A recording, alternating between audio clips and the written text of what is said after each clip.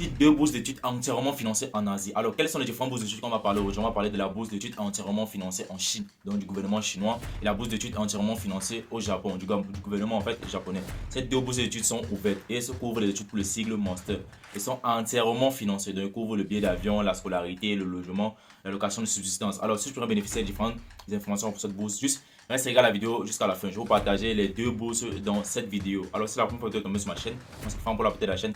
FP Opportunité de voir. Je suis sûr, sans plus tarder, les amis, abonnez-vous si vous êtes nouveau. On va aller sur l'écran de mon ordinateur et je vais vous montrer ces différentes bourses d'études là. On y va. Alors, les amis, nous sommes présentement sur l'écran de mon ordinateur où on va commencer par la première bourse d'études. C'est celle du gouvernement chinois, entièrement financée par le gouvernement chinois. Il reste pratiquement 27 jours pour pouvoir postuler et elle est entièrement financée pour le cycle master, doctorat et recherche. Alors, les amis, on va descendre. On va aller directement pouvoir consulter les différentes informations à propos de cette bourse. Alors voilà l'université, l'institut haute en fait, l'université normale de, je sais pas comment je vais lire ça, mais voilà l'université en fait qui couvre la bourse.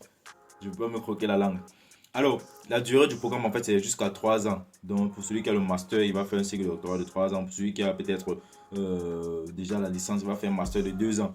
Alors on dit ouvert aux citoyens non chinois, donc aux différents citoyens du monde entier. Alors quels sont les différents avantages? On dit dispenser des frais de scolarité, dont la scolarité elle est gratuite, l'hébergement gratuit sur le campus, indemnité accordée conformément à la norme pertinente pour le master de 3000 yens la monnaie chinoise et pour le doctorat de 3500.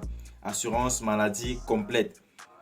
Voici les différents critères d'éligibilité. Alors ça sont les différents avantages pour la bourse chinoise. Les différents critères d'éligibilité, comment faire pour être éligible? Quels sont les différents critères? Voici la partie en fait qui répond à ces différentes questions. Alors, être un citoyen non chinois et en bonne santé, ça c'est déjà de base ce que tu dois respecter. Formation et limite d'âge. Les candidats en doctorat doivent être âgés de moins de 40 ans et posséder un master. Et les candidats en master doivent être âgés de moins de 35 ans et être titulaires d'un diplôme de premier cycle, donc un diplôme de licence. Être un nouvel étudiant qui s'inscrit à des programmes de master ou de doctorat, les candidats qui ont étudié en Chine ne peuvent pas postuler. Ne pas accepter d'autres bourses, donc tu dois uniquement avoir cette bourse aussi comme ta seule alternative en fait. Satisfaire les exigences linguistiques du programme, donc dépendamment du programme que tu vas prendre. Si tu as demande un certificat de langue, il faudra fournir cela. Alors bon, ça sont les différentes questions. Pourquoi étudier l'école normale de Shanghai, etc. Comment s'inscrire? Voilà les différentes étapes pour s'inscrire. Alors, comment se faire accompagner pour postuler aux différentes bourses d'études? À propos de cela, j'ai conçu un package qui te permettra de postuler un minimum à 3 bourses d'études. Alors, comment ce package fonctionne? C'est assez très simple. Dans mon groupe WhatsApp, en fait, je fais une série d'updates chaque semaine ou après chaque 2 semaines, en fait. Alors, dans ce groupe WhatsApp, je partage la liste des différentes bourses d'études pour lesquelles j'offre des différents accompagnements. Et dans cette liste, tu vas vérifier en fonction des différents critères d'éligibilité les bourses pour lesquelles tu es éligible. Lorsque tu vas trouver les 3 bourses pour lesquelles, ou peut-être si tu trouves juste une bourse, ça ne dérange pas, on peut postuler pour cette bourse-là en attendant que tu trouves les 2 autres. Alors, ce package fonctionne comment? C'est un package qui te permet de choisir 3 bourses d'études pour lesquelles tu es éligible ou pour lesquelles tu es éligible, autant pour moi.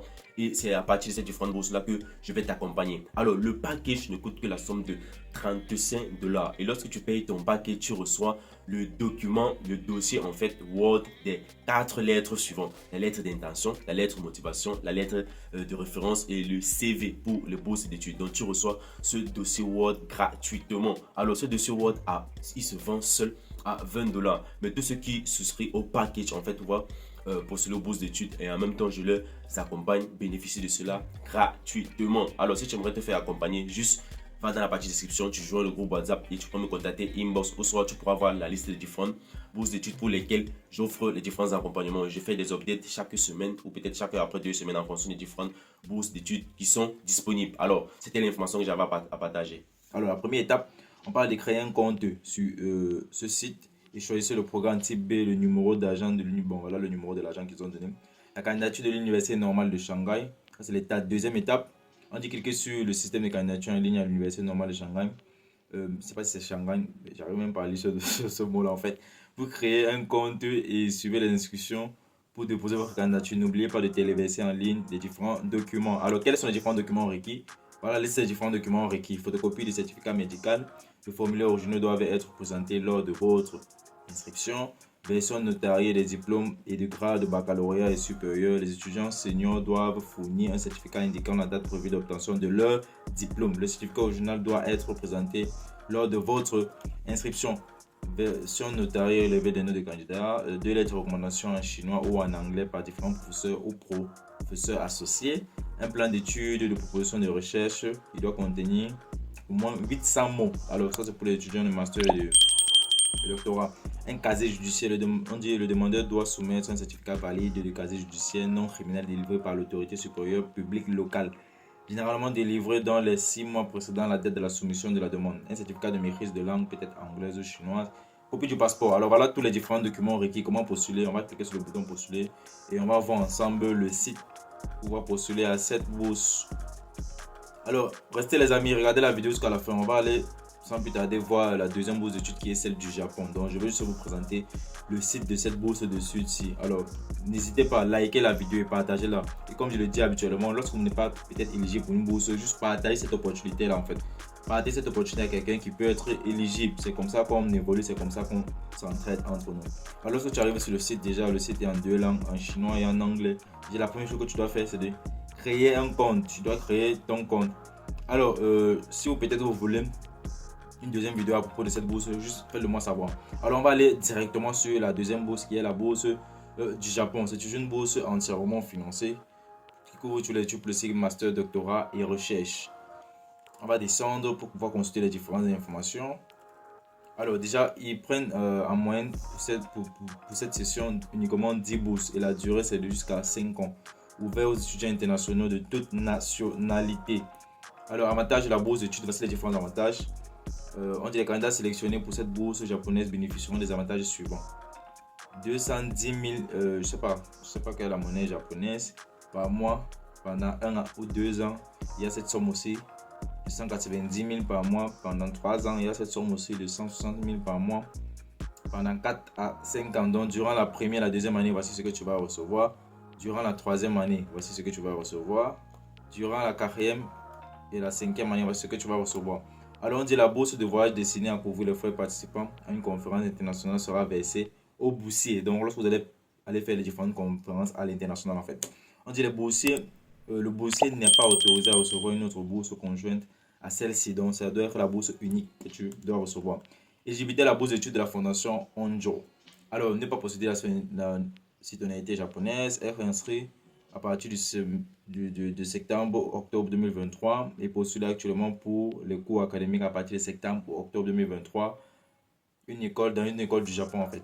Ceux qui sont déjà inscrits et ceux qui ne sont pas encore inscrits, y compris les personnes qui occupent actuellement un emploi au moment de postuler au programme, sont tous deux éligibles pour postuler à cette bourse si vous allez être inscrit en septembre ou en octobre 2023. Alors les amis, on va passer en fait tous les différents critères.